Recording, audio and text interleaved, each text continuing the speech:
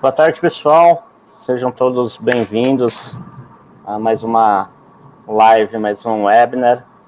Espero que estejam todos bem. Aqui em São Paulo está caindo o mundo, então se vocês ouvirem aí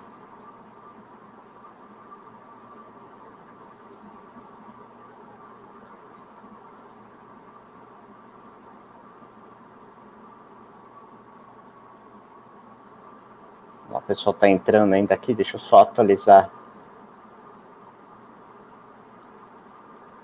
a página. Maravilha. Bem-vindo para o pessoal que está chegando agora. A gente está dando início a mais um webinar. Eu espero que esse seja mais um conteúdo aí que vocês consigam aproveitar e ter um entendimento melhor da questão de inteligência cibernética. Hoje, São Pedro resolveu colaborar com a gente bem agora na hora da nossa live, então a gente está aqui de dedinhos cruzados para que a internet fique estável, a energia também, e que a gente consiga fazer uma live com bastante tranquilidade. Né? Já temos o Anquises, já temos um pessoal aqui, Graça, maravilha, o pessoal todo já entrando aqui. Boa tarde, Marcelo.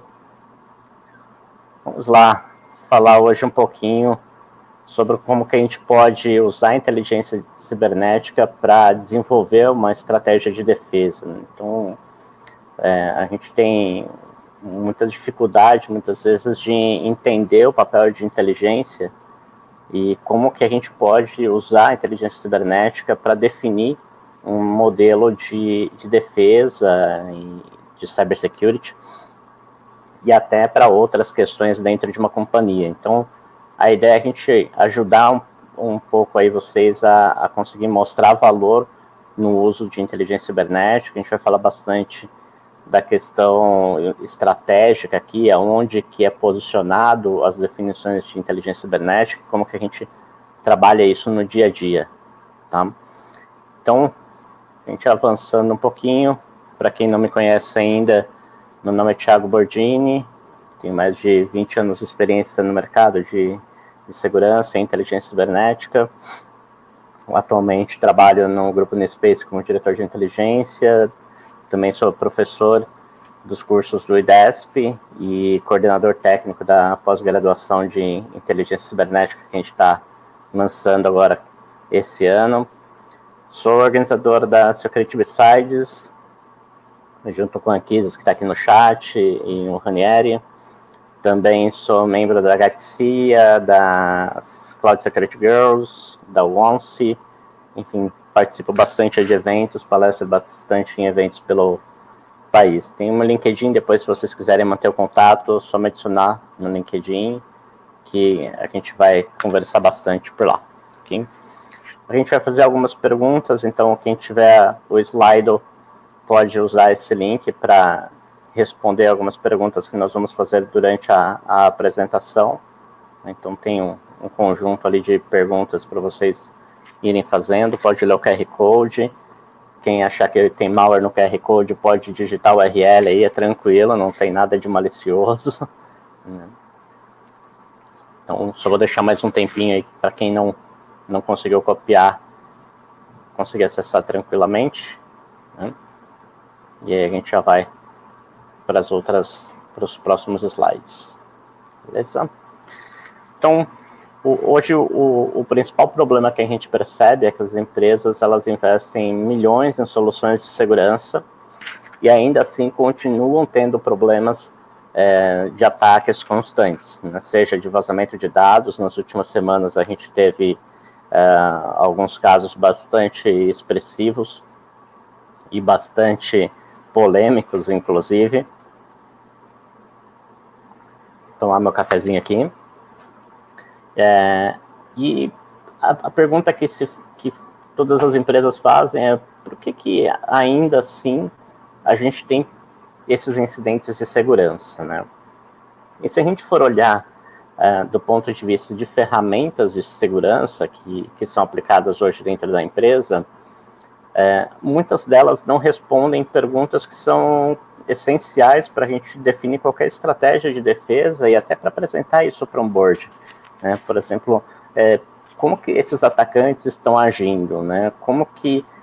Por que a minha empresa é a vítima desse ataque? Foi aleatório ou é algo motivado para a minha empresa, né? Por que eu sou o alvo? Que ferramentas foram utilizadas pelos atacantes? O que eles conseguiram de informação? O que eles conseguiram dentro desse ataque? O histórico de ataques pode ser correlacionado, né? Então, quando a gente tem empresas do mesmo setor, o ano passado, por exemplo, a gente teve diversas empresas do setor energético atacadas, do setor de educação e saúde também. Será que todos esses ataques nestes segmentos, eles não são correlacionados? Ou seja, um atacante que fez uma distribuição de malware para uma empresa de educação e na sequência atacou uma outra empresa de educação, será que não é o mesmo atacante? A motivação, será que não é a mesma? Então, essas ferramentas, elas não respondem isso. E é aí onde começa o nosso papel de inteligência, ou seja, a gente conseguir responder alguma dessas perguntas, que é o que a gente chama hoje de TTPs, né, que são as táticas, técnicas e os procedimentos dos atacantes. Aqui no Brasil isso é muito trabalhado na questão de modus operandi, né? Então, TTP aqui é muito um sinônimo aí para modus operandi que a gente pode trabalhar. Então, o ponto principal que a gente precisa ter é entender um pouco a regionalização, né? Eu já trabalhei para empresas americanas de inteligência e até eu gosto de citar esse exemplo porque é algo meio que para nós não faz muito sentido. Mas na época estavam começando a ocorrer as fraudes com relação à fraude em boletos, né? E nós tínhamos um grande banco que tinha atuação global na época, reportamos aquilo para eles e a matriz nos Estados Unidos não entendeu o nosso relatório de inteligência porque simplesmente não sabia nem o que era boleto bancário. É um meio de pagamento que só existia até então aqui no Brasil. A gente teve que fazer um segundo relatório para explicar o que era boleto, e aí sim eles conseguiram entender o tamanho da ameaça e a preocupação que eles deveriam ter na tratativa desse incidente nessa região do globo, né? Então, entender os ataques por região, ele é importante, né? A motivação dele também. A gente vê muita questão de ataques à infraestrutura, a empresas, a governos, principalmente ocorrendo fora do país, principalmente Estados Unidos, China, Europa, por uma questão muito simples, né? Se a gente for olhar do ponto de vista de produção de propriedade intelectual, esses países são países que produzem muita propriedade intelectual, muita patente, muita inovação. Consequentemente, ataques direcionados a roubo dessas informações, a espionagem industrial, ele é muito mais avançado do que aqui no país, que tem uma produção científica baixa, infelizmente, né? Em compensação, quando a gente fala de fraude financeira, aqui no Brasil, isso dispara alarmantemente, né? Frente a outros países, esses números são um pouco diferentes. Quando a gente olha do ponto de vista dos principais problemas, né? Quais são os pontos comuns da maior parte desses ataques direcionados, a gente observa que, na maior parte dos casos, eles são focados em violação de dados, principalmente, usam e abusam da questão de engenharia social, seja para um phishing, seja para fazer um aliciamento via LinkedIn, ou via mídia social, ou programas de mensageria como WhatsApp, Telegram, o que quer que seja, né? A parte de canais digitais e pagamentos instantâneos, pagamentos online, também é outro grande desafio que tem aí nessa parte de pontos de defesa, né? E o Open Banking, que está chegando, na verdade já chegou aqui no país há um tempo, mas está cada dia se tornando mais popular e traz desafios cada vez maiores, né? Acho que nenhum dos pesquisadores que criaram o Pix, que trabalharam do ponto de vista de segurança da plataforma, pensaram alguma vez na vida que a plataforma que foi feita para transferência instantânea de dinheiro, pagamento de contas, ia ser utilizada como um Tinder. Isso sequer passou pela cabeça, né? E a gente viu que aqui acabou ocorrendo esse tipo de caso. Então, o pessoal trocando mensagens via Pix, ao invés de usar a ferramenta, a plataforma para o uso que ela foi desenvolvida e com os critérios de segurança que ela foi desenvolvida. Então, a gente sempre tem que pensar do ponto de vista de como é o atacante, né? Como que o atacante pensa e, em cima disso, definir uma estratégia de defesa, né? Quando a gente olha nos anos anteriores, eu não diria nem 2020, mas de 2018 para trás, nós não tínhamos tantos casos de ataques aqui no Brasil, né? E aí a pergunta que eu deixo no ar para vocês é: será que a gente não tinha realmente ataques aqui no Brasil? Ou será que nós não sabíamos dos ataques que tinham aqui no país, né? Então, eu brinco que a falsa sensação de segurança é pior do que você ter isso implementado. Então, definir e ter muito claro que os ataques ocorrem o tempo inteiro é algo que a gente precisa ter na nossa mente 100%. Ou seja, nos últimos anos a gente vê que cada vez mais a mídia vem noticiando os incidentes de segurança, as leis vêm fortalecendo que as empresas sejam obrigadas a ir para a mídia e divulgar que tiveram um incidente de segurança, né? A gente teve esses dois exemplos da Embraer e da Unidas, que ocorreram no finalzinho de 2020, né?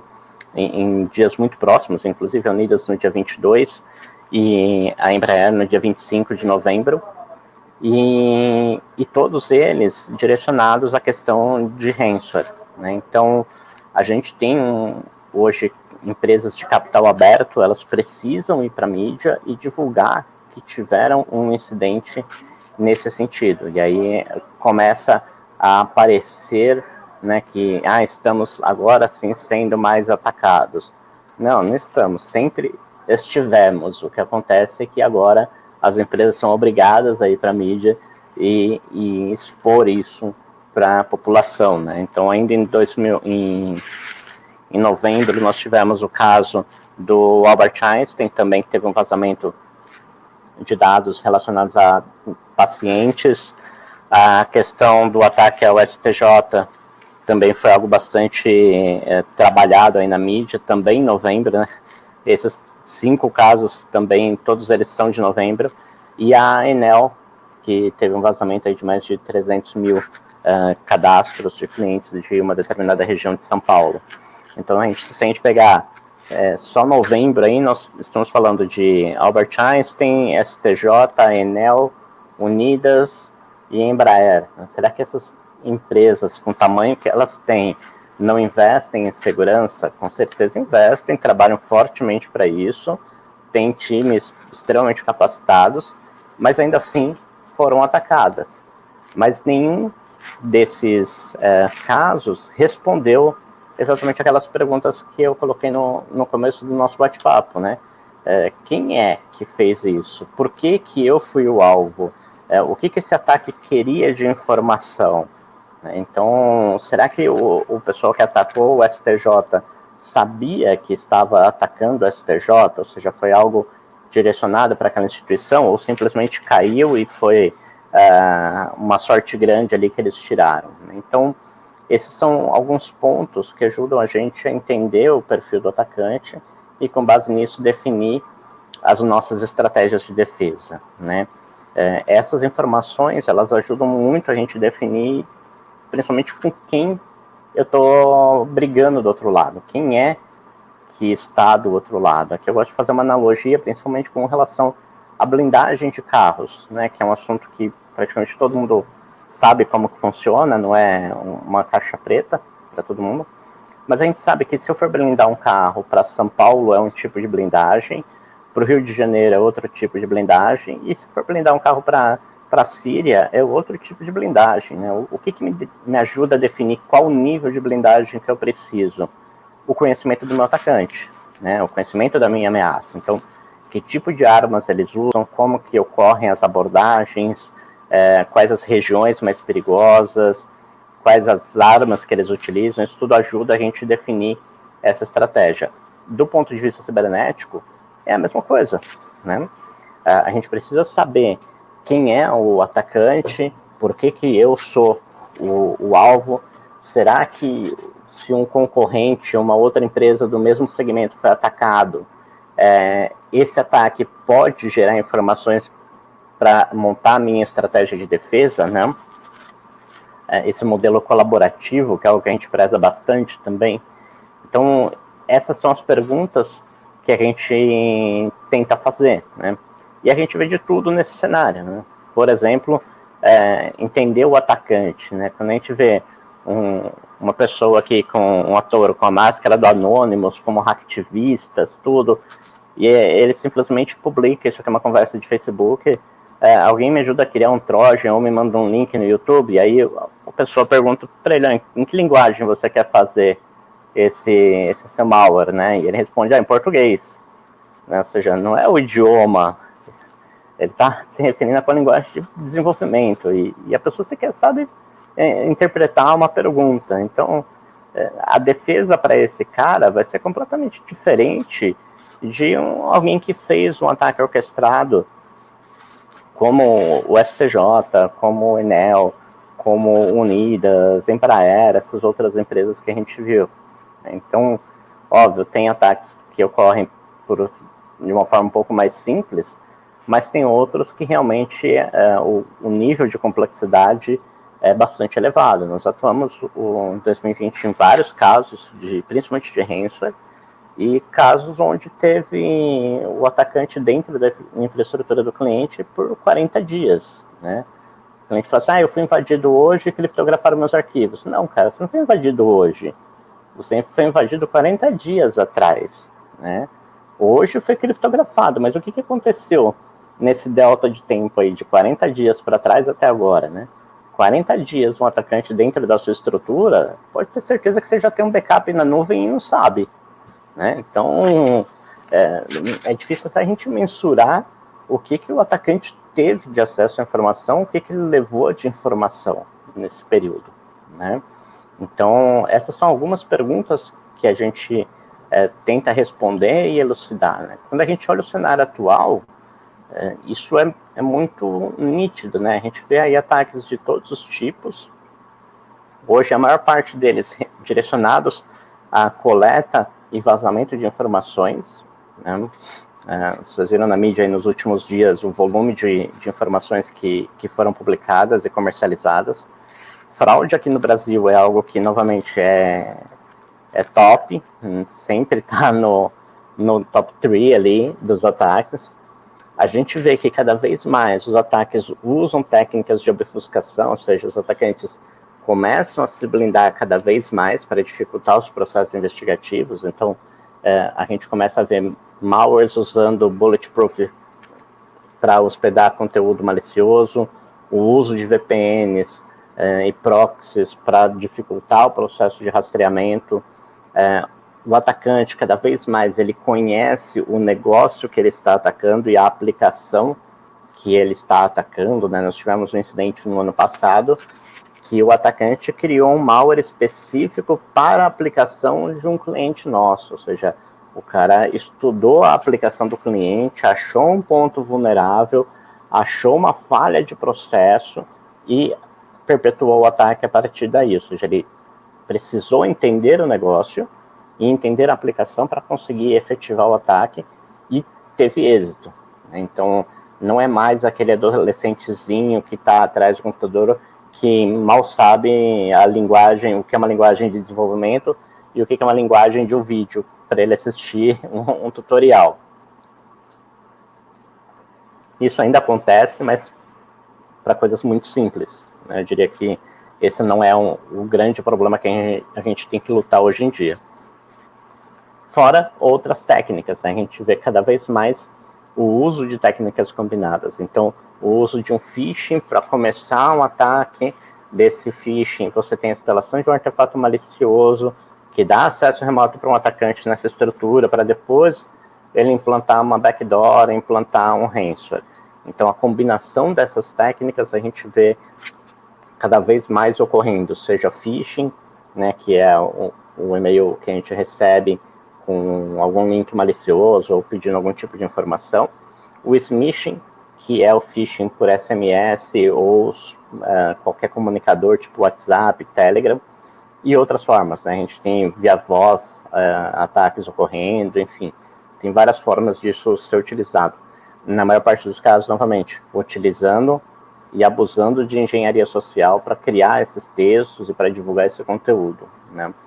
A gente vê que os atacantes começam a criar hardwares específicos para esses ataques, né? Isso não é de hoje, né? Desde o primeiro caso que a gente pegou com isso foi em 2015, 2016, onde foi criado um hardware para permitir o acesso remoto à infraestrutura de um cliente para aí sim fazer o ataque.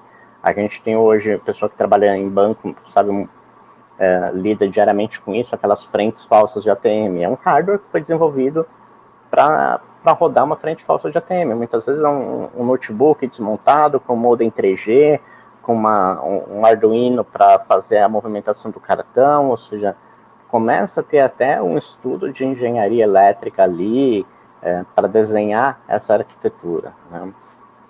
A gente também tem percebido que os ataques, né, os artefatos maliciosos, começam a mirar aplicações e não só o sistema operacional. Então, como eu comentei, o atacante ele estudou uma aplicação e faz um malware especificamente para aquela aplicação, né? Então, a gente poderia estar falando de um malware específico para SAP, TOTUS, para qualquer ERP de mercado. A gente tem muito, por exemplo, para e-commerce, para Magento, para WooCommerce e outros. Então, tem ataques que são direcionados a essas plataformas. Engenharia social, a gente já comentou bastante. O uso de Deepface e Deep Voice, né? Deepface faz com que a gente consiga colocar o rosto e a expressão de um rosto falso em um vídeo verdadeiro, né? Isso ocorreu na campanha do Obama. O Deep Voice teve um caso no ano retrasado ou no começo do ano passado, se não me engano, de um CEO que foi usar a voz dele para permitir uma autorização de pagamento, e na realidade não era a voz dele, era uma imitação feita computacionalmente, óbvio, e permitiu autorizou, na realidade, a transação de valores bastante elevados da companhia, né? Entender a motivação é outro ponto que importa para a gente, né? O que esse atacante quer? Ele quer fama, ele é motivado por desafio, né? Ele é motivado por dinheiro, por ideologia, por patriotismo. O que é que motiva esse cara, né? Esse é um ponto bastante importante e que ferramentas não te respondem muitas vezes. Precisa de alguém analisando isso, entendendo e colocando realmente inteligência para entender essa motivação, né? A parte de comunicação, então, nem se fala. Cada dia surgem novas ferramentas de comunicação que são utilizadas para uso benéfico e para uso maléfico, né? Então, todas as ferramentas que a gente vê aqui foram criadas para fins benéficos, né? Desde o antigo ICQ até IRC, Telegram, WhatsApp, Signal, Wickler, Facebook, Instagram, ou seja, todas essas ferramentas foram criadas para um fim lícito, mas hoje acabam sendo também utilizadas como meio de comunicação para esses atos ilícitos, né? Então a gente também precisa olhar esses cenários para entender o que está sendo conversado ali dentro, o que está sendo analisado, né? E quando a gente fala de cybercrime ou a parte de ataques, todo mundo vislumbra alguém num porão com um monte de computador, aquela famosa tela preta com texto em verde, um nerdzão por trás, e tudo na Deep Web, e não é bem assim, né? Eu costumo brincar que, falando da questão de regionalização, né?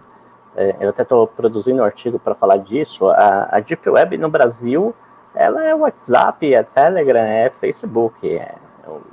Hoje, claramente, 80% a 90% da atividade ilícita que a gente olha e coleta está na superfície. Né? O que está realmente na Deep Web é num volume tão baixo, obviamente muito mais perigoso, mas num volume bem inferior, que você tem um controle um pouco maior, mas já aquilo que está público, que qualquer pessoa consegue acessar, é o nosso maior problema, né? Entrar em grupos criminosos no WhatsApp, no Telegram, é muito simples. Achar grupos no Facebook, então, nem se fala.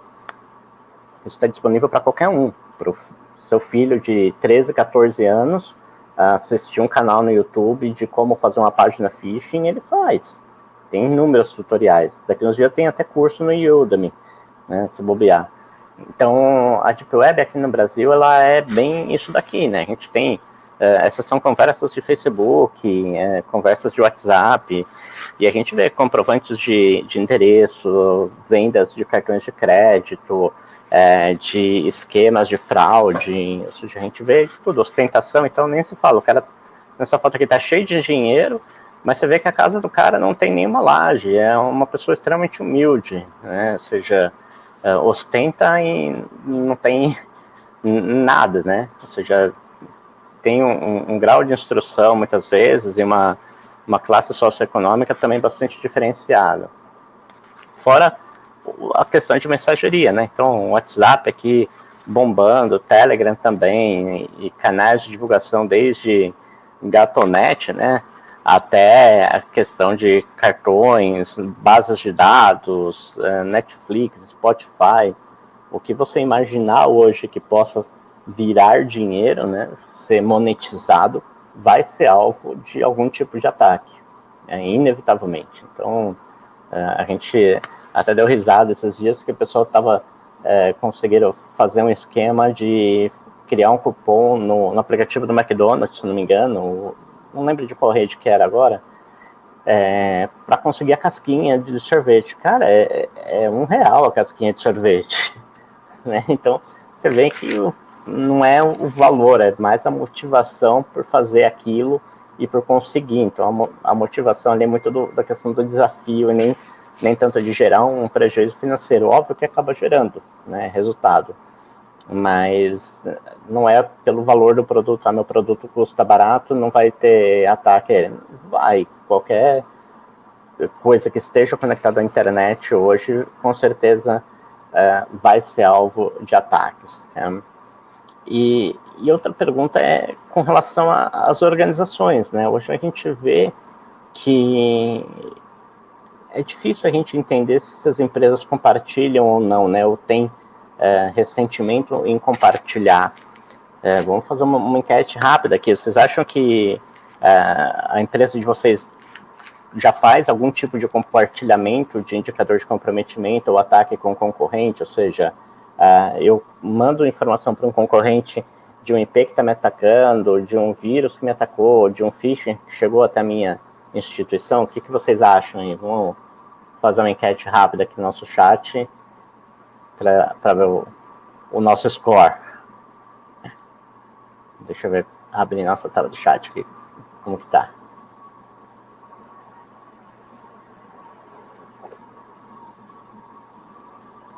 E acho que ninguém tá compartilhando nada, hein? Pelo chat aqui ninguém tá falando nada.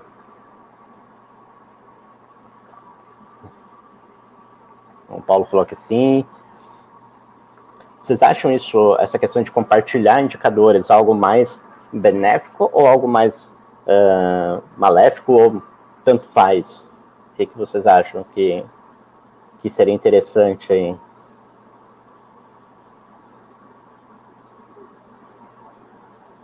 A omissão fortalece a invasão. Certeza, isso. Né? Ajudaria bastante. Esse é um dos pontos que a gente trabalha bastante aqui, né? De colocar essa questão do compartilhamento de de indicador de comprometimento, né? Deixa eu só voltar no slide, que está o link do slide. Tem algumas pessoas que não conseguiram copiar, enquanto a gente discute, está aqui. Depois eu volto lá no nosso bate-papo.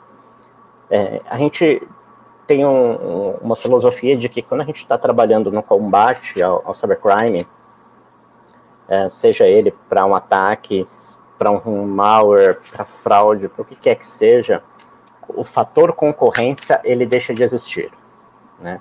A gente tem que entender que hoje um modelo de defesa colaborativo precisa ser implementado e precisa funcionar, independente de empresa, independente de concorrência e de egos, principalmente. Porque, inevitavelmente, os atacantes, a gente brinca que a defesa, ela é um jogo de batata quente. Quando você fecha as portas na sua empresa, o atacante não vai deixar de fazer o ataque, ele vai jogar isso para uma outra empresa do mercado, e vice-versa. Isso vai ficar o tempo inteiro. Então, hoje, quando a gente fala, por exemplo, de malware bancário, o cara que faz um malware bancário hoje, ele faz isso para atacar a maior quantidade de bancos possíveis. E aí você tem os times de cada uma dessas instituições trabalhando em desenvolver uma estratégia de defesa, entender o comportamento daquele atacante, como que aquele malware foi feito. Olha quanto tempo desperdiçado, quanto dinheiro desperdiçado nisso, sendo que uma empresa poderia ter pego essa informação, ter colocado o time para analisar e compartilhado com as demais. As demais também poderiam ter pego a informação de um ataque que chegou para ela e ter compartilhado. A gente ganharia uma velocidade absurda, consegue diminuir um gasto envolvido nisso, e eu aumento, assim, exponencialmente a quantidade de pontos de defesa que eu coloco dentro da minha instituição, né? Ao invés de eu adicionar, por exemplo, um IP no meu firewall para ser bloqueado, ou um hash de arquivo que eu vou buscar, eu posso, em uma hora, adicionar vários, né? Então, o ganho de performance, ele é absurdo, né?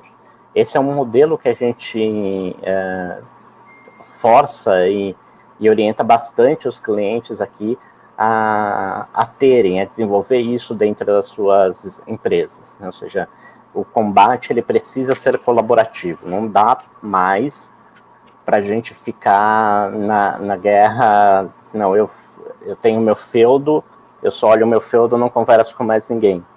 A gente tem alguns profissionais da indústria de segurança aqui que me corrijam se eu estiver errado. A gente tem, em diversos eventos, já aconteceu da gente estar conversando e cada um na mesa seja uma empresa concorrente de mercado e conversando sobre determinada ameaça, como é uma estratégia de defesa, o que cada um analisou e como que chegaram em resultados. Se não acontecer isso, não funciona. A gente não consegue hoje ganhar performance e a gente sempre vai ficar numa guerra de gato e rato e a gente sempre vai ficar para trás. Então esse é um ponto que a gente tem que colocar muito em prática, né? A estratégia de defesa, ela precisa ser montada para isso. Então hoje tudo influencia a gente no momento da estratégia de defesa, desde redes sociais, informações de governo, o que sai na TV, o que sai no rádio, fóruns, o que sai de compartilhamento de vídeo e foto, blogs, sites de compartilhamento de conteúdo como PasteBeam, Pastes e outros. Ou seja, todo esse arcabouço de informação pode ser útil para a gente criar uma estratégia de defesa mais assertiva, né? Um exemplo clássico disso é esse print, por exemplo. A gente tem uma tela aqui do Facebook e o atacante colocou um conjunto de cartões de crédito gerado, obviamente, né, porque está tudo sequencial ali, com a data de validade, inclusive. E o CVV ele fala para usar de 1 até 9.999. Ou seja, o que eu posso já automatizar disso? Se eu sou o banco emissor desses cartões, eu já posso facilmente colocar uma trava e um monitoramento nas minhas ferramentas. Se eu tenho um e-commerce, eu posso colocar esses cartões já também com um score de risco maior, né? Porque eles já foram divulgados na internet. Então, a gente consegue alimentar essas informações muito rápidas. Isso é usar inteligência para fazer uma estratégia de defesa mais assertiva, né? A gente tem um outro caso aqui que não é nem uma questão técnica, né? Uma questão mais de processo, inclusive, que é esse print aqui do lado direito. Então, ele tem todo o esquema para você fazer a aprovação de compras em um determinado site de e-commerce. Então, ele te dá passo a passo a questão de IP que você precisa ter, os detalhes na hora de fazer o cadastro. Ele fala até para não se intimidar se a empresa ligar, para confirmar os dados do cartão, para a pessoa agir naturalmente, ou seja, te dá um passo a passo ali de como praticar o crime, ou seja, muitas vezes é uma falha de processo aqui. E isso nenhuma ferramenta de segurança vai te dar. Isso inteligência vai te fornecer. Ou seja, precisa alguém olhar isso e falar, opa, peraí, os caras estão explorando uma falha de processo e eu preciso reportar isso para o cliente para a gente melhorar esse processo. Então, na hora de confirmar dados, a gente precisa validar outras coisas, a gente vai criar uma flag se ocorrer determinado comportamento. Isso sim é usar a inteligência cibernética como estratégia de defesa, né? A gente tem outros casos, né? Questão de bases de dados sendo comercializadas. Então, pô, peraí, $100 mil numa base de dados, né? E aí, conversando com esse cara, a gente vê aqui que um print da tela, me dá uma amostra aí do que você tem. E o cara postou, olha, eu tenho uma tabela aqui que chama FRM, aqui está o from, né? Chama boleto, tem um campo chamado razão social cedente, eu tenho um outro aqui que chama contrato consolidado, ou seja, o que eu posso fazer? Eu não tenho dado que foi vazado, mas eu tenho aqui nomes de tabelas, nomes de banco de dados, nome de campos. Eu posso facilmente, na minha estrutura de banco de dados, pensando que eu sou um desses bancos aqui, falar, putz, será que esse vazamento é meu, né? O que eu posso fazer? Chegar para o meu time de DBA, pessoal, existe alguma base de dados aqui na empresa que tenha esse nome com estes campos? Putz, existe. Liga alerta vermelho. Não tem. Então, beleza. Então pode ser fake, que o cara está vendendo, ou o alvo é outro, não sou eu, né? Então, não necessariamente eu preciso ter acesso ao dado vazado, mas num processo de contra-inteligência, de infiltração, a gente consegue, muitas vezes, gerar inteligência para buscar isso dentro da minha instituição e saber se o alvo realmente sou eu, se é um concorrente, se faz sentido o que está vendendo ou não, porque escrever um post no fórum, qualquer um aqui consegue ir lá e postar, olha, eu tenho a base de dados de todos os brasileiros com esses campos. E a mídia vai noticiar isso, vai fazer um estardalhaço, vazou a base, mas alguém conseguiu essa base? Alguém verificou se isso é verdadeiro? Então, às vezes a gente precisa dar um pouco mais de corda no processo de inteligência para entender essa ameaça e colocar o peso dela devido, né? Entender esse risco como realmente ele deve ser tratado. Tá? A questão, né, de associações, né? A Febraban teve um trabalho bem bacana no ano passado, que eles montaram um laboratório de segurança e a ideia é usar esse laboratório para compartilhar informações entre as instituições associadas. Isso pode ser feito com qualquer entidade de classe. Então pensem, sei lá, na OAB fazer isso para os escritórios de advocacia, a associação dos supermercados montar uma célula de inteligência para prover inteligência para inteligência cibernética, né, obviamente, para o setor de supermercados. Já é um primeiro trabalho, né, que a gente começa a fazer. O setor militar também trabalhou bastante ano passado em montar esse modelo mais colaborativo da coisa, né? Então, esse é o rumo que as coisas estão tomando e é para aí que a gente vai conseguir ganhos de resultados, né? O que a gente vê de futuro, né? A gente fala de futuro, o futuro é meio que agora, né? Mas olhando algumas coisas um pouco mais avançadas, esse é um resultado do Fórum Econômico Mundial de 2019, né, nem do ano passado, inclusive, que ele já colocava a questão do cybercrime usar coisas que hoje são top de tecnologias, como rede 5G, inteligência artificial, a parte de cloud, smart city, essas tecnologias emergentes para gerar e trabalhar para eles. Ou seja, a gente está usando IA para análise de dados, para gerar robô de automatização, para diversas finalidades, e os atacantes estão usando IA para produzir deepface, para deep voice, para criar algoritmos nos artefatos maliciosos, para burlar antivírus, enfim. Isso o cybercrime também utiliza, né? Outro ponto é a capacidade de desenvolver um modelo onde eu consiga olhar as minhas ameaças de forma global, né? Hoje eu não posso falar minha empresa está no Brasil, eu só tenho cliente aqui no Brasil e eu não tenho ataques de fora. Não, você vai ter ataques de todo mundo, não é porque você pode ter só clientes nacionais, mas os ataques são de toda parte do planeta.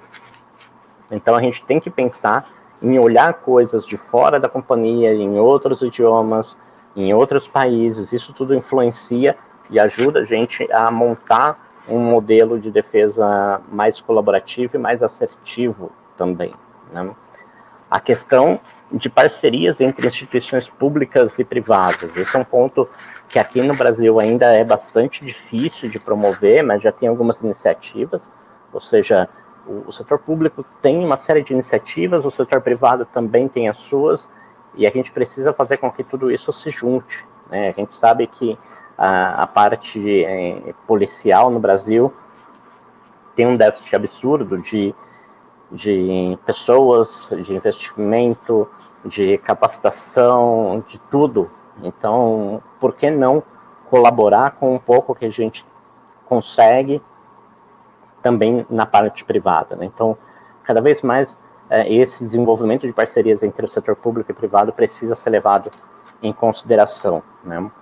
Outro ponto que a parte de inteligência cibernética ajuda a gente é ter uma resposta rápida e também na questão preventiva, né? Ou seja, eu consigo, diante de um ataque a uma empresa do mesmo setor que o meu, ter uma tomada de ação muito rápida em bloquear IPs, bloquear hashes de arquivo, bloquear uma URL maliciosa, um domínio, aplicar um patch que o pessoal está explorando uma determinada vulnerabilidade.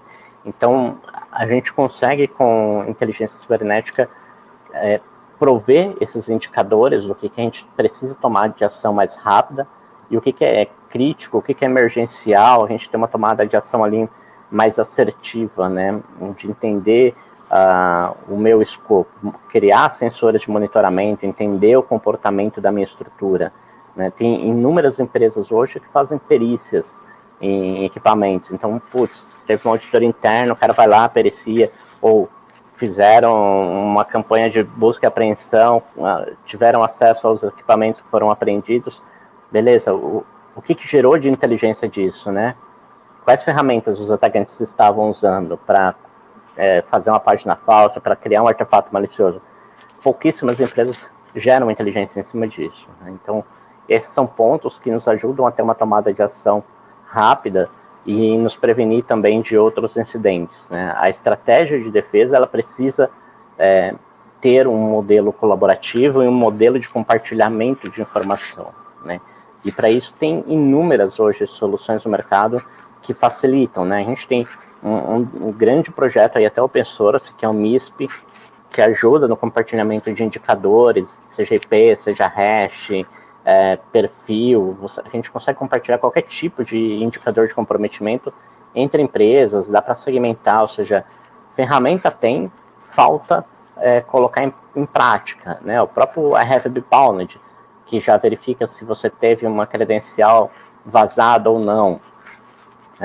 Isso ajuda, de repente, num processo de um e-commerce, você está fazendo um cadastro, validar se aquele e-mail e aquela senha já não vazaram. Você já vazou, não deixa o usuário criar aquela conta com aquela senha, força ele usar uma outra senha que não seja conhecida pelo lado criminoso da coisa, né? Então, são integrações simples e que ajudam já a gente a ganhar um modelo de defesa bastante importante, né? Nossa, duplicou o slide aqui. O outro ponto é ter as equipes treinadas e capacitadas. A gente vê que hoje as empresas estão buscando construir os times de inteligência internos, a ter, às vezes nem ter um time de inteligência, mas ter algumas pessoas com esse olhar, olhando a questão de entender comportamento, de entender ameaça e ajudar a definir o arcabouço de tecnologia que vai ser implementada para a segurança da informação de uma forma mais assertiva, né? Preciso investir no firewall ou será que é melhor eu corrigir um processo de negócio que está sendo explorado, né? Então, esses são alguns pontos que a gente tem atuado.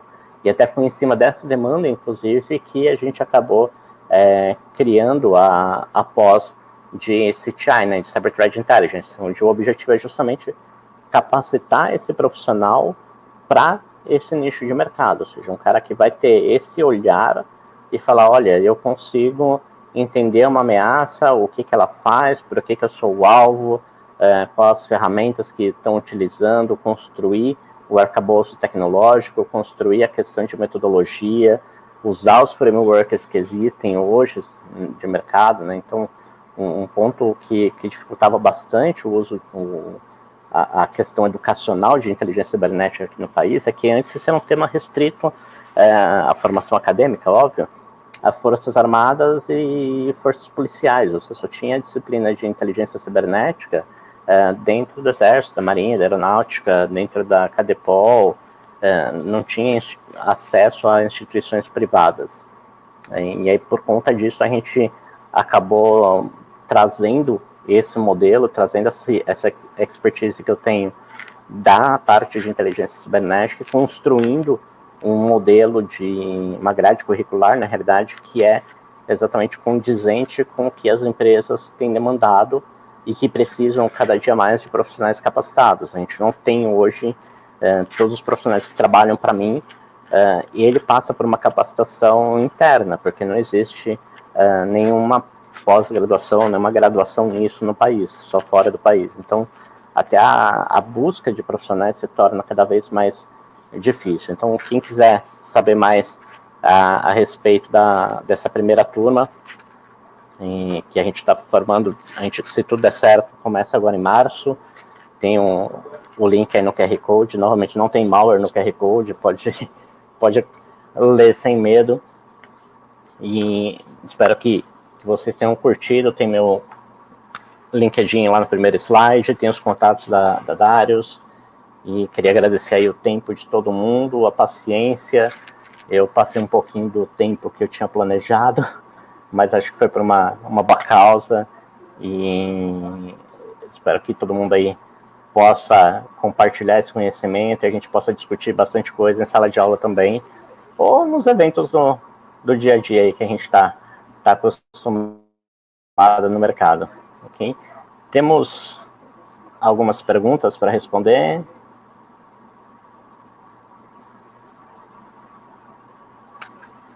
Como as empresas podem compartilhar seus dados sobre ataques sem perder a credibilidade ou competitividade no mercado? Isso, quando a gente fala de compartilhar dados de ataques, a gente está falando de compartilhar informações que não são ou não revelam nada que seja estratégico de produto ou serviço da instituição. Então a gente está falando basicamente, olha, um determinado IP está me atacando, um hash de arquivo eu identifiquei como malicioso, ou estão tentando esse processo dentro da minha plataforma, de repente olha, eu sou um e-commerce, olha, estão tentando passar cartões com esta BIN em números gerados para este destinatário, ou esse CPF está sendo utilizado para fazer compras ilícitas, esse endereço de e-mail. Então, essas informações, elas não expõem nenhum segredo de negócio, nenhuma estratégia que possa impactar a operação. E quando você vai fazer esse compartilhamento, você define o que você quer compartilhar também. Então, assim, dentro do incidente, você pode ter informações que são estratégicas da companhia, que você não vai compartilhar, mas essas informações que você separa e julga ela com um TLP adequado, você vai compartilhar com parceiros, com empresas do segmento, ou com quem esteja na sua rede de conexão ali. Tá? O site No More Ransom funciona bastante, né? É uma dica aí do Marcos. Infelizmente a gente não tem parceria lá, mas é um site bem bacana aí para você entender e compartilhar informações, principalmente relacionadas a ransomware, que tipo de arquivo, que tipo de ransomware ou família te atacou, se já tem ferramenta de decriptografia ou não, se você sente e chora, dá para, ou você sai feliz ou você sai desesperado de lá, mas ele já te dá um norte aí de como trabalhar. O Capozzi está perguntando aqui qual é o melhor perfil para compor um CERT, né, que é um centro de resposta aí.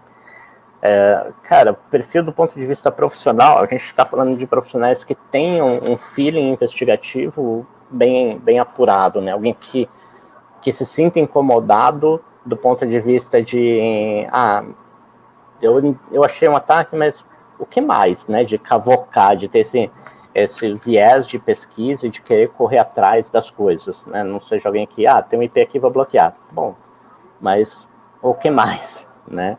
Então, entender isso é algo importante. Hoje, vamos dizer assim, os profissionais que a gente busca para compor o time de inteligência, eles têm esse viés de forense, de investigação, que tem um viés de pesquisa muito forte. Tá? E aí a gente faz a capacitação dentro do que a gente acaba precisando aqui dentro de cada parte do time. Tá? Mais alguma pergunta?